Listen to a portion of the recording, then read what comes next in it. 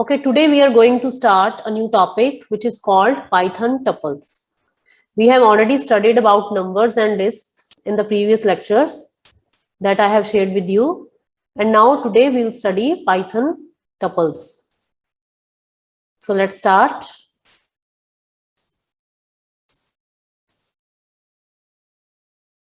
Tuples are almost similar to lists. We have already studied lists, and in list we declare the elements in square brackets and they work like an array. Tuples are almost the same. It also contains heterogeneous kind of data, but the elements in the list are immutable. That means they are uneditable. We cannot change the elements of a tuple in Python. It is very simple to create a tuple in Python. As we see earlier that the elements of a list are enclosed in square brackets, whereas the elements of a tuple are enclosed in parentheses.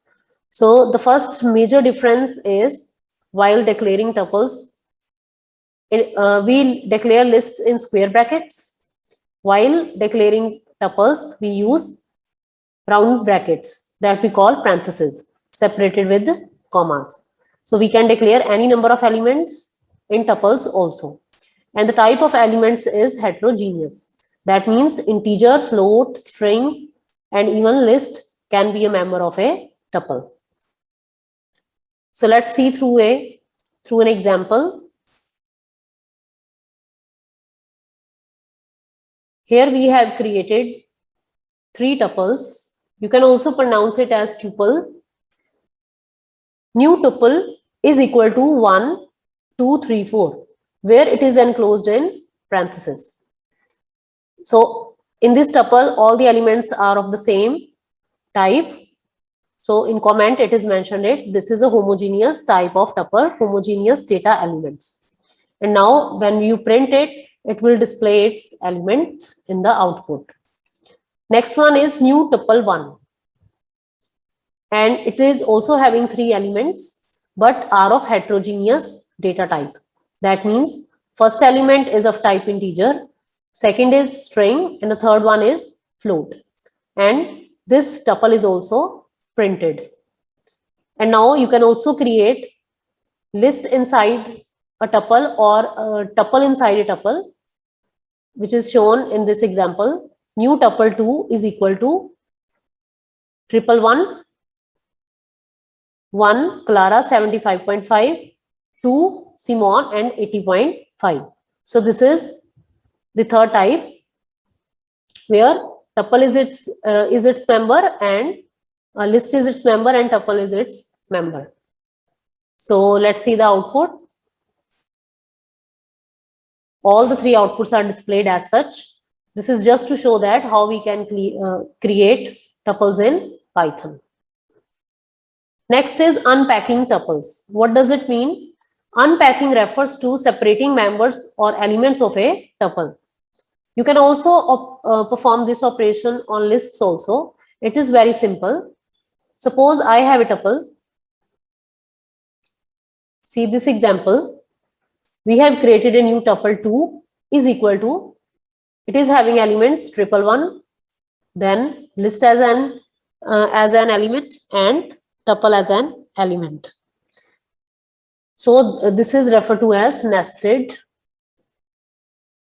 list, or this is called nested tuple. Fine. And here we are going to print it. So it will display the entire tuple. And when we are going to assign values separately to different variables, this is called unpacking. And it can be done as x, y, z is equal to new tuple 2. That means the first element of tuple will be assigned to x, second element will be assigned to y, and third element will be assigned to z. And when we will print it, you can see output separately, like 1, first element, 111, then this list, and then this tuple. So you can also unpack a tuple by assigning the elements of variables to individual variables. The same can be done with lists also. Fine. This is called unpacking. Suppose you want to perform some operations on the second element and on the third element, then you can assign these elements to the individual variables. Next is traversing elements in a tuple. How to traverse? The traversing is same as we have done in list also. Before traversing, we should know about indexing. Similar to lists, tuple indexing also starts from 0. So the first element refers first position, 0th position. Second element refers first position, and third element refers second position. So let's see through an example. I have this tuple. Data tuple is equal to this one, which we have already created in the previous examples also. When I write data tuple 0, it will display 111. And when I write data tuple 1, it will display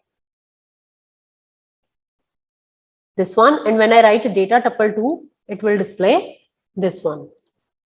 So this is explained through this example. The first three statements, 111, then this one and this one. Suppose I want to access elements within a list or tuple, then similar to list, I can do that by double subscript data tuple 11. That means this is the first element at first position. So 11 means it will display Clara. And similarly, if I write data tuple 21, that means element is at second position, and within that I wish to access Simone, then I will write 21. Then it will display Simone. This concept I have already told you in list also. Then how to access nested list or tuple. This is similar to matrices with double subscript. It can go up to any dimension. This is 2 dimension. You can also go up to 3 or 4 dimensions also by including the subscripts. Next one is negative indexing, which we have already studied in lists also. Negative indexing means we can index the elements in reverse order also, such as -1, -2, and -3. So if I write data tuple -1, it will display the last element. Data tuple -2 represents this element at -2 location, and data tuple -3 will represent 111. So by this way, you can display elements in reverse order by using negative indexing. Next is tuple slicing. So for this, we use slicing operator. We have already studied. A colon is referred to as a slicing operator. Suppose I have this data tuple, Python. Then I want to access elements. First of all, its indexing will be done. I want to access elements from 1 to 3. 3 is excluded. It will display elements up to 2. Starts from 1. So Y and T are displayed in the output. Similarly, data tuple -2. It starts from -2 and goes up to last. That means if I do negative indexing, -1, -2, -3, -4, -5, and -6. If I do negative indexing, it will start from -2 and will go up to end, because nothing is mentioned in the right, on the right hand side. So it will start from -2 and will go up to end. So it will display ON. And in the next example, it is mentioned :4. That means first element is not mentioned, but the right hand side sentinel is mentioned. That means it will start from beginning and will go up to 3. This is positive indexing. So first of all, let me mark 0, 1, 2, 3, 4, 5. So it will go up to 4. That means 3 starting from 0. P, Y, T, H. It will print the elements up to H. P, Y, T, and H. So this is how slicing operator works and how we can fetch data from a tuple using slicing operator. It is similar to as we have done in lists also. Now changing and updating a tuple. In the beginning, I told you that tuples are immutable. Immutable means uneditable. We cannot change the elements of a tuple that we have done in lists. That means the elements of a tuple cannot be changed. However, if a tuple contains a list as its member, then that member can be altered by using the index value of the list element. Let's suppose I have this list as member of the tuple.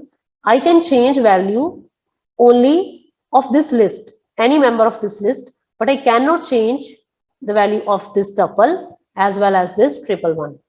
So let's see through an example.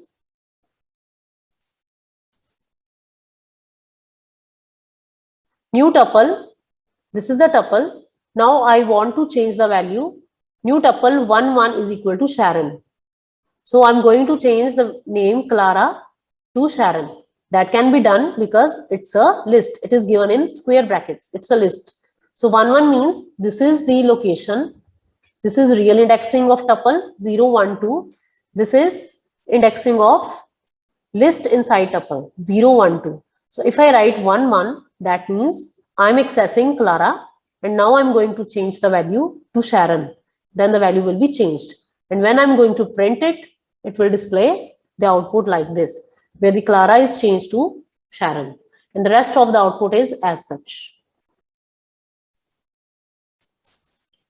Next is deleting a tuple. As we cannot alter the elements of a tuple, so deletion of a particular element is not possible. Suppose I want to delete only y or t in this tuple, it is not possible. If I want to delete a tuple, then I need to delete the entire one. That means, suppose I have created this tuple Python, and then del data tuple will delete the entire tuple. And when I'm going to print it, it will display something like error that this data tuple does not exist. You can see that name data tuple is not defined, del tuple. That means we cannot delete a particular element in the list. So it will generate an error. Next is Python tuple methods.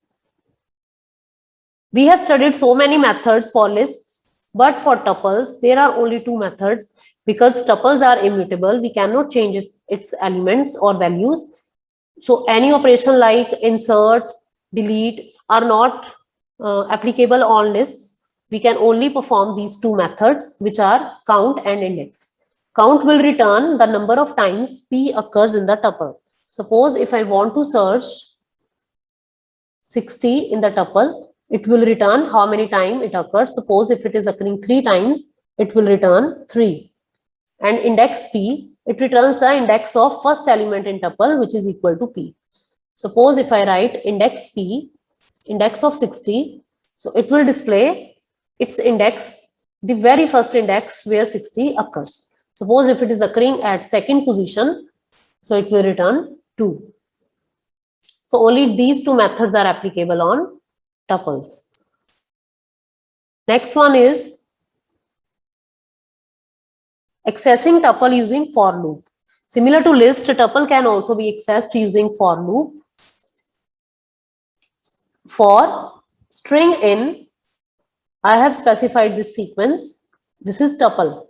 See, I have given this in parentheses, so this is a tuple.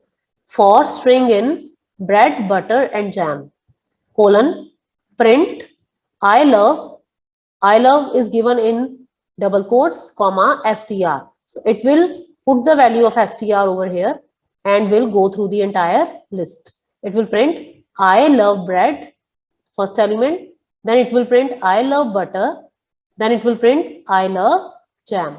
So it will loop through the entire tuple until it is exhausted. So you can access tuples by using for loop. Now there are various functions available with tuples, which are length, it returns the total number of elements in the tuple. Max, it returns the largest element in the tuple. Min returns the smallest element. Sum returns the sum of all elements of the tuple. Sort will sort the tuple. Enumerate returns the enumerate object of the tuple. That means it will separate each and every element of the tuple. That we have done earlier also. You have done this. This is also some kind of enumeration. Then all returns true if all the elements of a tuple are true, and it returns true if any of the element of the tuple is true. So these are the functions we have already studied in lists also. So these functions are applicable on tuples and they are very easy to use. And but in C we need to implement each of them using long code. But in Python you can get the largest element, smallest element, or sort a particular list or tuple by just using these functions. It is very simple and easy to use. So what are advantages of tuples? The first one is the iteration over tuple is faster than list due to immutability of tuples. As already told you, tuples elements cannot be changed. That means when we iterate through a tuple, it runs very fast as compared to list, because no editing, no add, delete or insert methods are applicable on it. So accessing tuple elements are very fast, efficient as compared to list elements. So this is the first advantage. When somebody asks you which data structure is faster, list or tuple, then your answer should be tuples. And the reason is they are immutable. Next is, in order to provide right protection to the data, tuples can be used. Since tuples are read-only data, so if we want the data to be protected, then we should prefer tuples.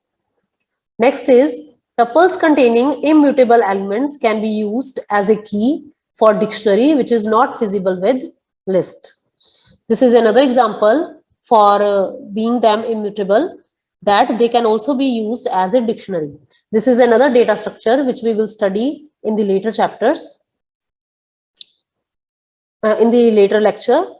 So we can use tuple as a key for dictionary also because of their immutable property.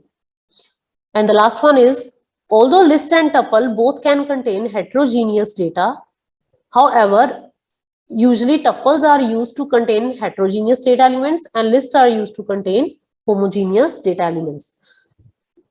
So it is clear that both tuples and lists can contain different kinds of data, dissimilar data, but we distinguish them. Suppose in a program we have to use lists also and tuples also, then we should prefer list for homogeneous kind of data and tuples for heterogeneous kind of data. Just for programmers' understanding, to make the program understand better and to code it better, we should prefer list for homogeneous data and tuples for heterogeneous data. So this is all about tuples in Python. I hope you have understood it very clearly.